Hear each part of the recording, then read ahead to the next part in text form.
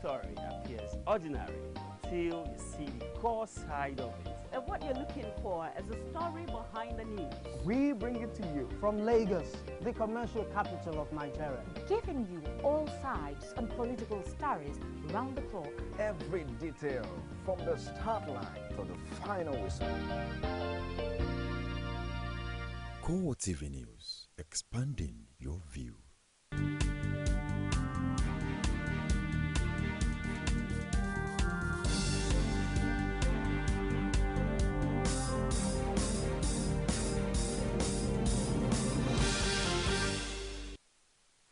Thank you very much for joining us on CoreTV News on the Hour. I am Frank Omalape. It has now been confirmed that Boko Haram has released some hostages they took from Cameroon this year. They are, however, still holding on to over 200 Nigerian schoolgirls abducted in April. Cameroonian authorities confirmed on Saturday that 27 hostages, including 10 Chinese workers taken from the country, have been released. The Chinese were seized in May near the town of Waza, close to the Nigerian border. The wife of Cameroon's vice prime minister kidnapped in July has also been released. Cameroon's Minister of Information, Issa Bakre, had said on Friday that he was not aware of the release of the hostages, creating confusion on the reports. President Paul Biya broke the news in a statement read on state radio. No details were, however, given on how the release came about. A professor of business education at Ahmadu Bello University, Zaria, Mahmoud Aliyu, has declared his intention to contest the 2015 presidential election on the platform of the All Progressive Congress. The presidential aspirant made a declaration at a press conference on Saturday in Mina. Aliyu said his decision to vie for the presidency was informed by the agitation for the emergence of new crop of leaders to fight the malice in the country. The aspirant said APC was the only party that would tackle the current security challenges prevalent in the country.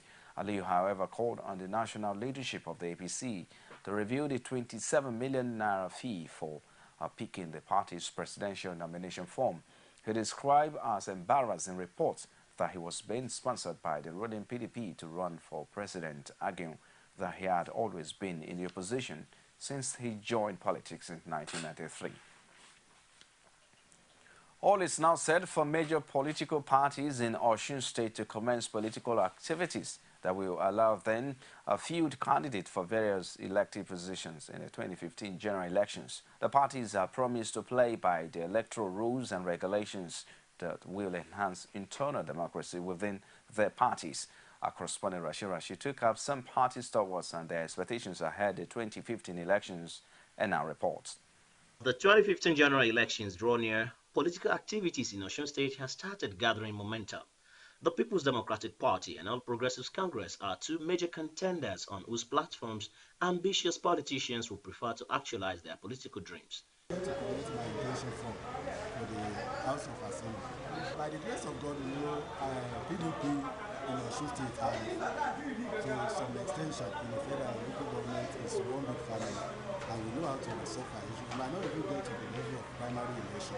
We want to concentrate on how to even forge ahead and ensure that we come out victorious in the forthcoming election in February 2015. The first hurdle to cross by these aspirants is the primaries at their respective parties. These party stalwarts are, however, promising a level playing ground. House of Representatives, National, or the Senate, or the Presidency. We are fully prepared, and I'll tell you, in all elections, all that have been held in the state of Osun have been won by this party. The next election will be as won as the one we had won before now. Therefore, we had no option than to be prepared. And like the Boy Scout will say, we are prepared. We are fully prepared. Here in Osun, we are prepared. And that's why you see people coming out of this place, coming to take their form of intention to participate in the primaries. That has got the basic requirement of the law to participate, to aspire and participate in this electoral process. However, we have a duty to ensure that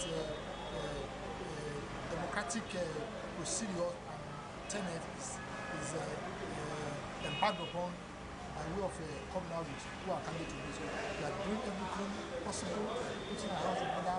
We are taking the forms and the dates and set aside for the internal democracy by way of a primary election. But will there be a place for imposition of candidates this time around? Just a few weeks ago,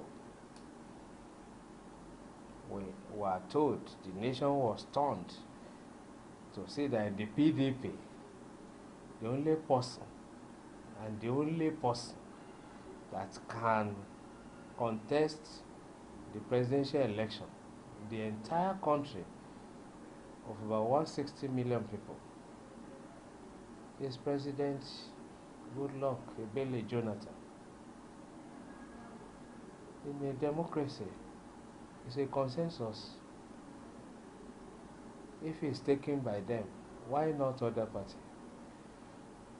As a matter of fact, we are not imposing anybody. What we do in APC is to say everybody should be ready to express his own aspiration or desire. We don't have such culture in PDP. It is not in our character to impose anybody. We go by way of internal democracy. However, if the generality of the people within the party, by consensus that is mutually agreed to, agrees that one person will be brought forward for a particular office, so be it.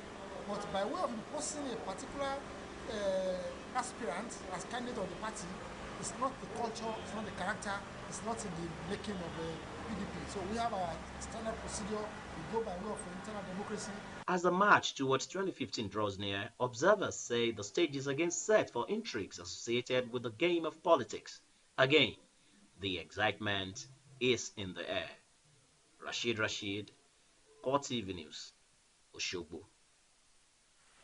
The crisis rocking the Labour Party following the defection of some key chieftains, including the Ondo State Governor Olusegun Mimiko, has not ceased to generate reactions. This time, the General Secretary of the Lagos chapter of the party, Femi Onofe, has turned his attention to the controversial National Convention of the party slated for Akure in Ondo State. He described the convention as a deliberate manipulation by Mimiko to further embarrass the party.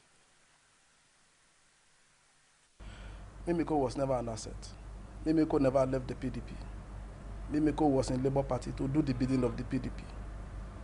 His business in the Labour Party was to stem the growth of the party, was to frustrate the organic growth and prosperity and the flourishing of the party, because he knows what the Labour Party represents. And as far as he's concerned, an organically developed Labour Party will be a problem to the ruling class in this country. And so he was sent as an agent. And unfortunately, our national chairman, outgoing national chairman, was not discerning enough to understand that the Labour Party was not founded for the aggrandizement of anybody, but was founded for the reason of principles, guiding principles which informed the establishment of the party by the thinkers who came together to see the need to give the ordinary people of this country an opportunity to express themselves politically. He added that the resignation of Dan Wanyamu is a welcome relief to the party. We will challenge the morality of anybody. This is a convention. Matter of fact, let me start from the neck. Governor Mimiko, in furtherance of his scheme, went to Abuja for the neck and persuaded everybody to give him the opportunity to host the convention, whereas he knew deep down in himself that he was going to the PDP. And by his own confession, he said he put up some money to have the convention hosted in Akure. I will not go to the exact figure, but if he challenges me, I'll tell the whole world the exact figure, and I will play his voice. We are ready to embarrass him if he wants to be embarrassed. For us, that is immoral. There cannot be anything worse anti-party than that. Why would the person who is a member of the PDP host the convention of the Labour Party?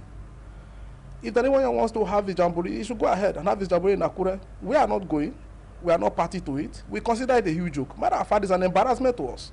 So if he wants to have his convention, he can go ahead and have his party.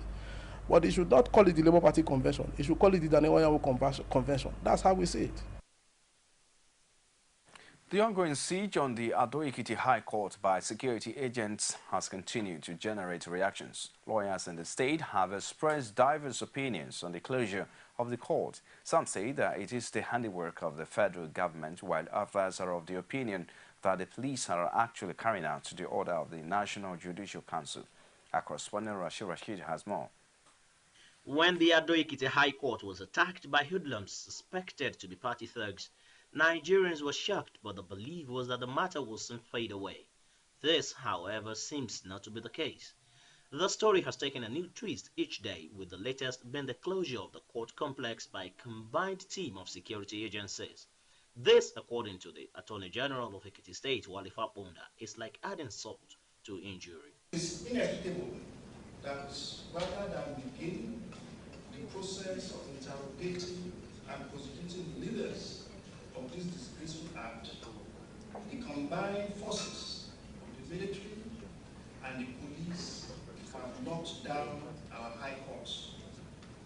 It will appear that this is a deliberate effort to distort the clear directive of the National Judicial Council.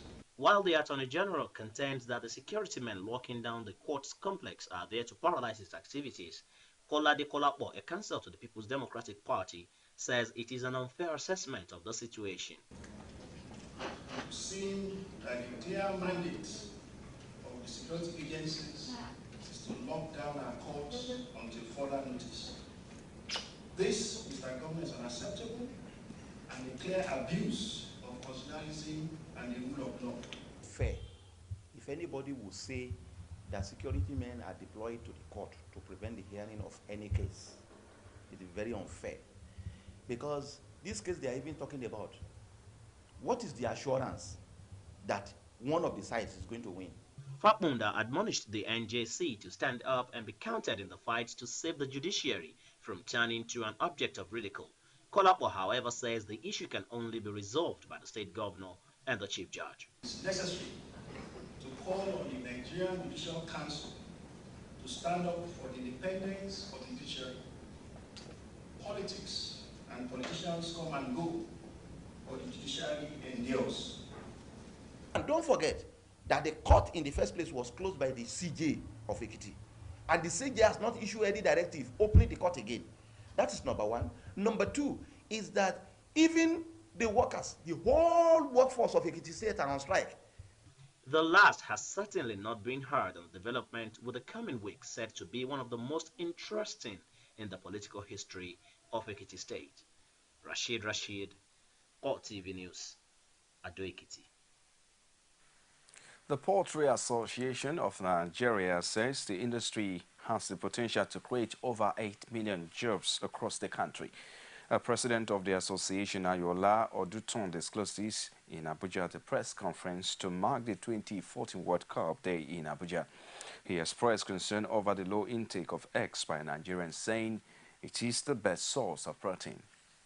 Nigeria, we calculate our per capita egg consumption to be about 60 eggs per person per year. Like I said, for us to be able to achieve the nutritional plane that we want, this needs to go up to at least 120. If 50% of the Nigerian population starts to consume eggs, it would mean an additional 1.7 billion naira per day generated in this economy.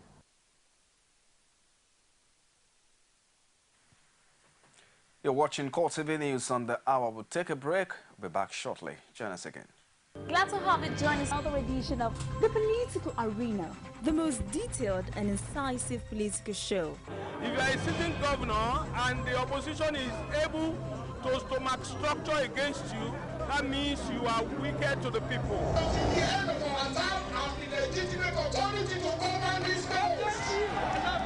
Give me 20 minutes to move or they will shoot me. He has no chance for survival. If he likes himself, this is the best time to get out before he perishes. The PDP as a ruling party has failed.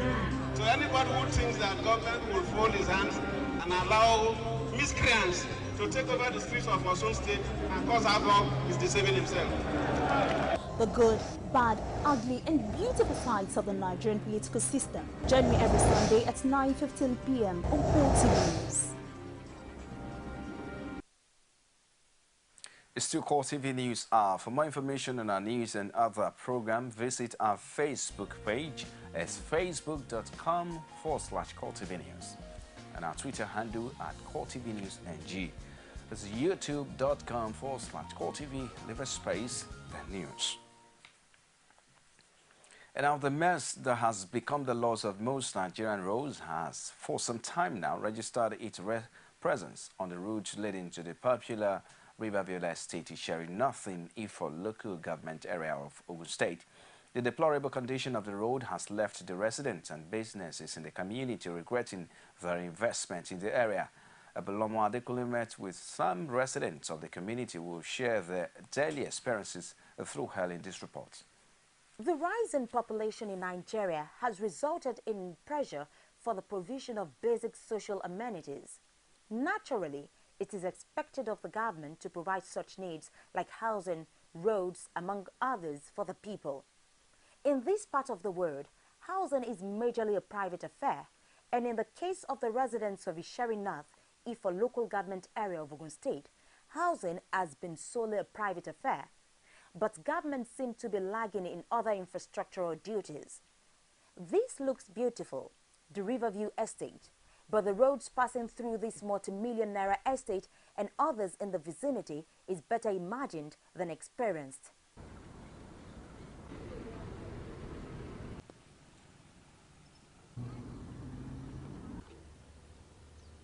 Although the roads from the estate leading all the way to the Ishari market was started during the Gbenga Daniel administration, the whole area, according to residents, has not experienced government presence since change in governance, as several efforts, according to them, to reach relevant authorities have proven abortive.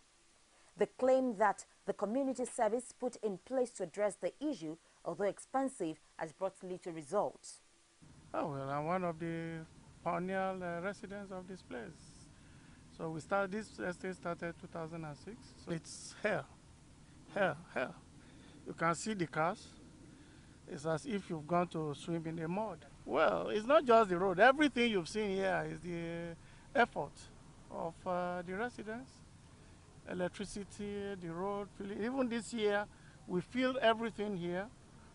And brought in bulldozer, brought in grader, brought in compressor, and but this is the issue. So we've written to government, as we know that Gbenga Daniel's regime started this place.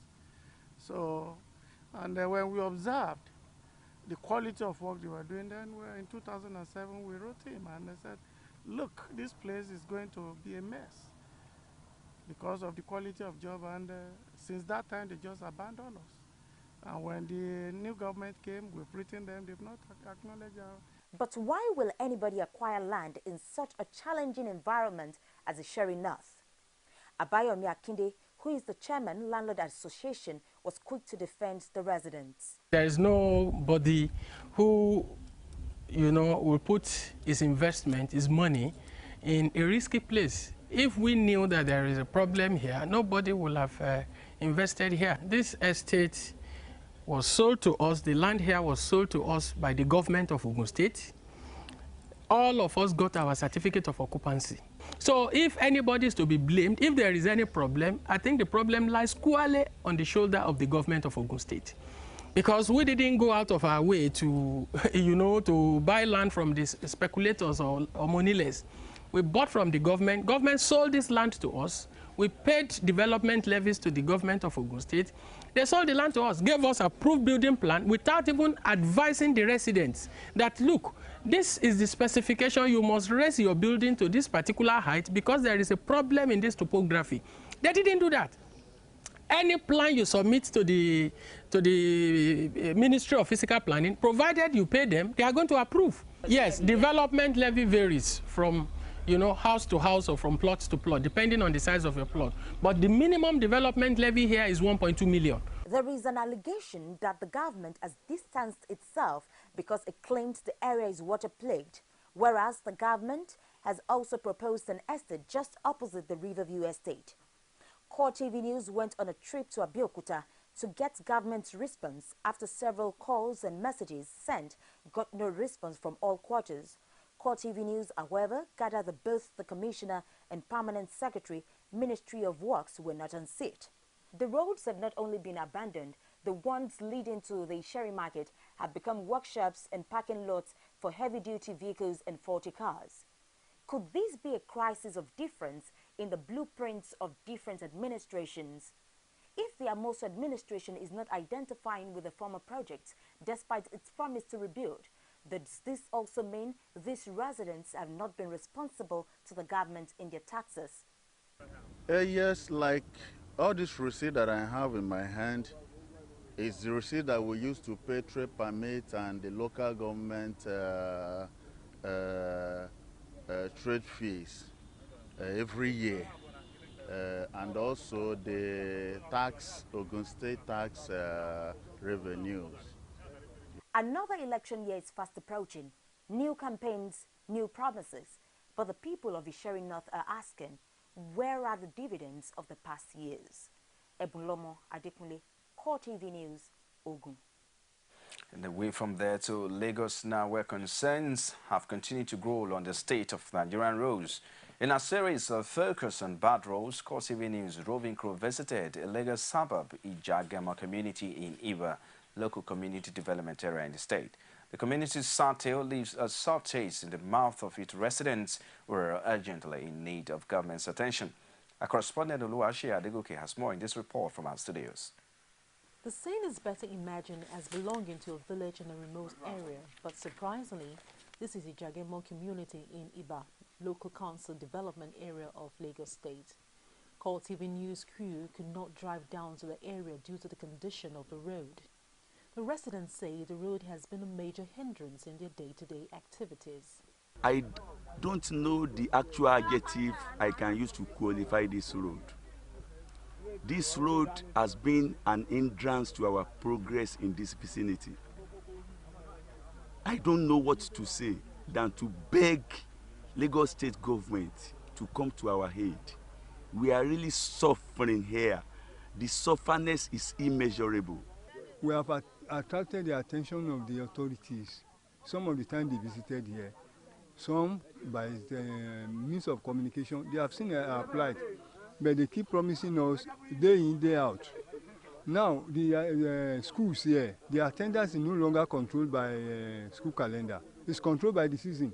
What I mean is that children cannot go to school during rainy season. We are suffering in this country too, in this Ijagemo, very much. We cannot able to go out to go and buy something, even though we are even selling market. It's not easy for us to go and buy our market due to something that they are selling 50 naira outside.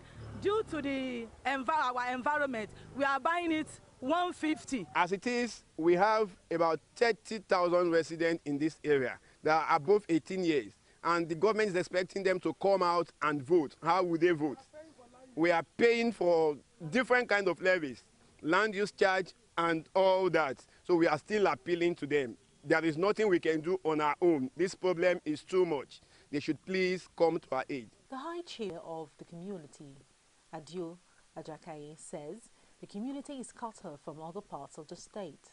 Ibi náà la wà tọ́nà àfẹ́ bá a ṣe oṣù yẹn ti lé ní ti pé àtúnlẹ̀ ó ti lé lóṣù kan sí táàrí wọn oṣù ó ti pọ̀ṣù méjì báyìí àdéhùn expect wọn pé kí wọ́n wá bí wọ́n ti gbàgbé wa ni election dẹ̀ ń bọ̀ lọ́nà torí gbogbo àwọn èèyàn wa tá a bá sọ fún kán lè bá a bá at least kò yí sí kí ibẹ̀ la dẹ̀ ti ń dìbò ẹ sọ fún mi ẹni tó fẹ́ lọ dìbò tẹ̀ra ní kó wá lọ kọ wọnú omi irú eléyìí kó wá lọ dìbò ṣénú ẹ̀ máa dùn ṣó máa fẹ́ lọ kò ní lè lọ kán wá bá a ṣe kán jọ ń turọ lọ́rùn à ń bẹ̀ wọ́n ni.